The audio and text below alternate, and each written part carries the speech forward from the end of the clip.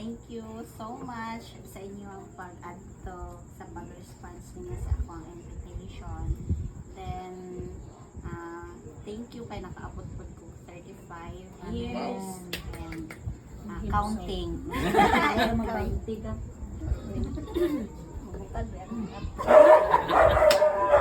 Thank you sa sa mga prayers, declaration,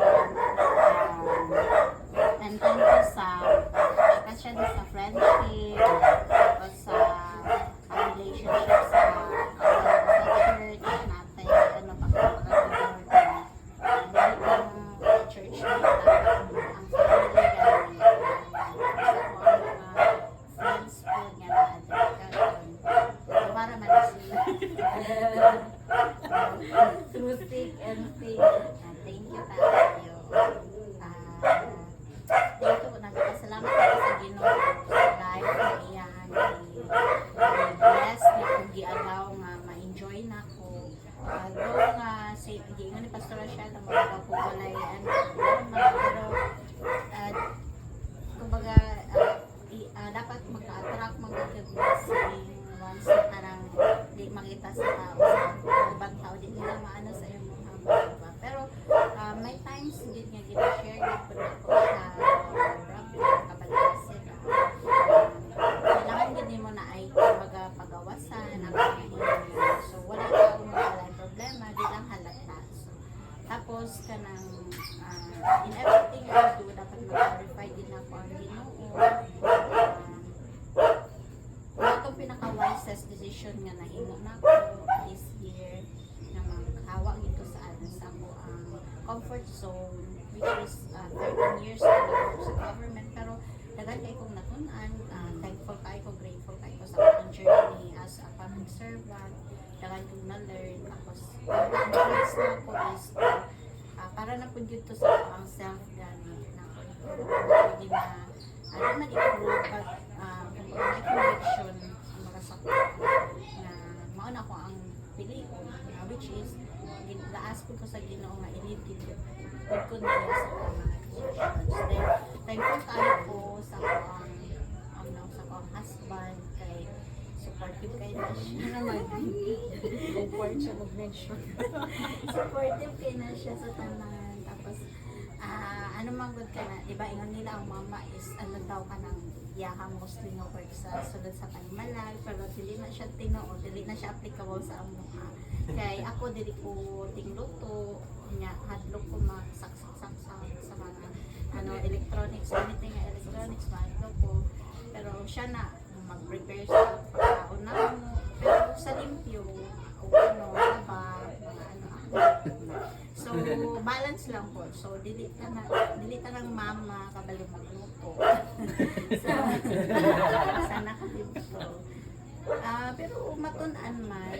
Siguro na sana lang po kung siya ang ginaluto. Wala akong ginaluto. Para lang sa iya. Then, kung gusto niyo blessings yun, i-bless mo ni Lord.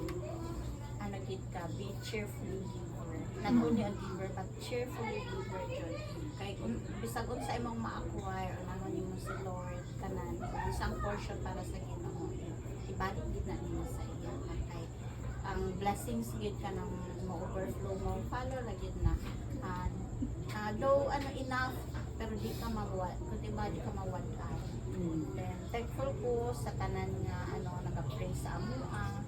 Thankful po sa ko ang kanang life karon sa ko ang mga kids sa life nila, although kapoy kayo magbadlo na nawad may time nga so mga maingon sila nga enjoy na nimo imong kanang growing up daw sa stage na sa bata, pero di ba ka ma-enjoy kay masapot jud ba ya nang dagan kag nahimo trabaho tas may sila so kumbaga normal na siya nga mga ma-feeling mo mga emotions. So kanang dagan kay kog mga learnings sa ako ang life, so hopefully kanang ma-share pa gid ako sa uban, dagan pa gid kanang ma-bless, especially gid ako ang desire karon ka unahan gid ako ang family kay sa amo karon kanang kumbaga iya mig ko sa mga igsuon dili nami kumbaga ang naaman ang kanang love kanang pero kanang band gani na syempre layo na po, tapos sila mga tagpo na po, nya may family na po, lain ako ang papa, so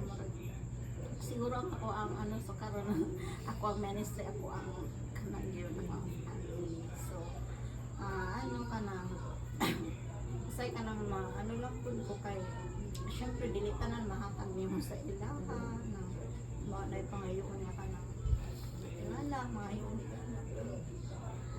kanang limited lang yung resources ano kung gusto mo nimo pero kung mga gamay rin yun gamay mga gamay na portion na nahatay sa ilaha. So siguro sa ilang age karon dili nila ma-appreciate ng mga ginagawa nga hatag nimo kay kaya okay, gianad silang mga ginagawa. So kung pagsabuan na kanang enough ra, so di nila ano na siya, di nila ma-appreciate. Pero magsabot mga hudula ko ga magawal ko ga kim-kim o orgatan o sabuan ko. Kay masabtan kay ako may magulang so hindi ko sabot. So na hopefully masettle na din na sila ka makasakay na sa barko kung mangod na ako nasa Manila na ako kaya nga i-enjoy lang yung day mo imuhang first nga sahod ako i-enjoy nimo na imuhan na tapos kung gusto ka mo tabang sa mga issue na to then go pero kung gusto ka mag-menu na sa imo ha pero kung gusto nimo ma-enjoy mo life na ko ayaw sa inyo tapos kung mga gusto po ay pipabang food nga wala ako kabalo kung sa iyang ilahang Kinabuhi karon do nga gaano man ga message man ko pero dili gyud ka nang pareha dati nga updated gani pero okay lang nya always man ako sila ginampo nga diba andyan sila kanang good health tapos ma-provide nila ang mga panginahanglan so nag-greet man po siya sa ko aganin sila man po tanan so thankful kayo po sa ko ang life gi-allow gid ni Lord nga ma-enjoy na ko pain na may pain na may dagan sa yung pagsulay pero victorious lang gid ko kay nagid sila sa ko ang kinabuhi o naay mga tao nga behind my back nga naga-support gid always so ato mga unata Final word and prayer ni Pastor.